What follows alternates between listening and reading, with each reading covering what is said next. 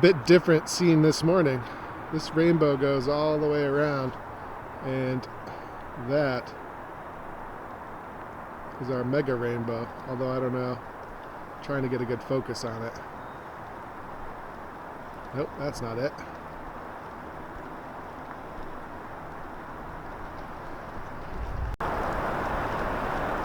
That's a bit better.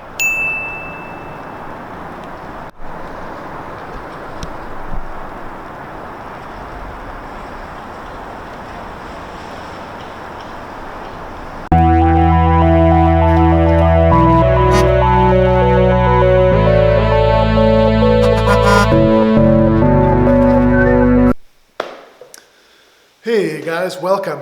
Not a whole lot going on today, really. I had a good practice session this morning. It's now just afternoon. Just finished my workout at the gym, had some lunch at home, and now I'm back here. Only have a couple of minutes before I'm actually headed up to see the chiropractor. So just a little bit of story time. When I played in the SFU pipe band back in the day, there was a guy, a parent of one of the kids in the juvenile band, who did what's called active release therapy, which is a sort of branch of chiropractorism. And it's not so much the extreme like adjustment, back cracking business, although they will probably do that to me today, you know, just basic maintenance. But it's more like really deep tissue massage.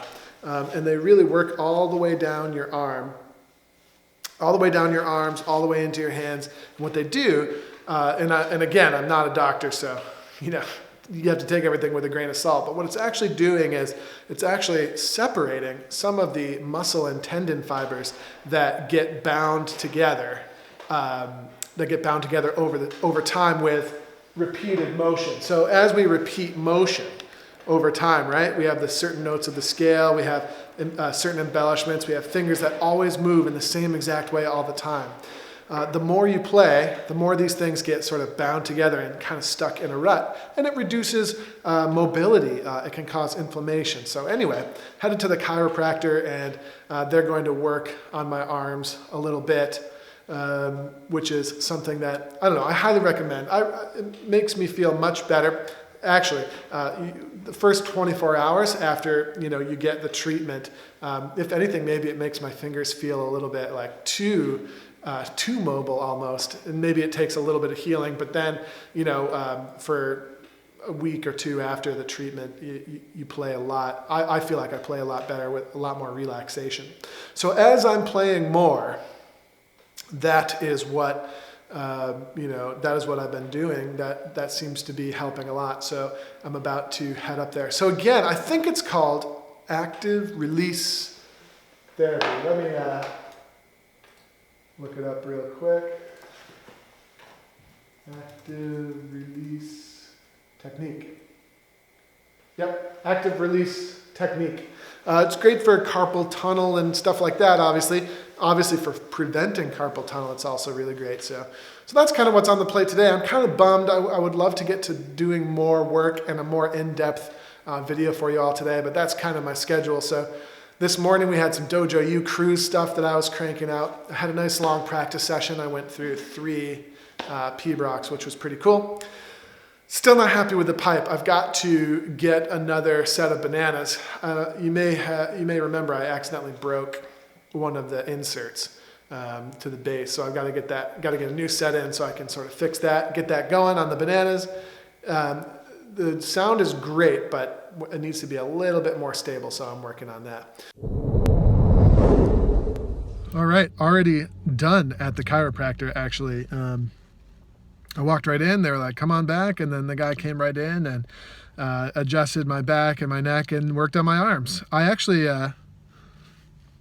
was thinking about maybe recording some of it, but it just all happened so fast. Okay, just while we're here today, back early from the chiropractor, it's important to note my wife made me watch the new Gilmore Girls on Netflix. Totally depressing, but ultimately kind of well done and kind of interesting. So that's the thing with the Gilmore Girls. Very heavy, it's supposed to be. It's like almost like a dark comedy, really, isn't it?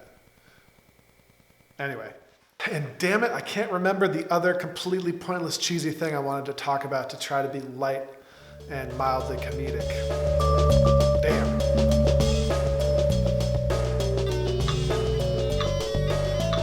It's pretty good, actually. Have you been practicing with the metronome? Half the time. Should be all the time. There's no reason not to. What's a good reason not to practice with a metronome? It's good. You don't always have to play the same tempo. Like if you get bored playing slow, you turn it up and play faster, like a little bit, not too much. Yeah, like you can speed it up and play faster for a little while just to mix things up and keep things interesting, but there's no good reason not to play with a metronome, especially if you're in a pipe band. How can you expect to play with somebody else perfectly if you can't even play with a metronome perfectly? Good news is you're playing pretty well there. Let's hear the second part.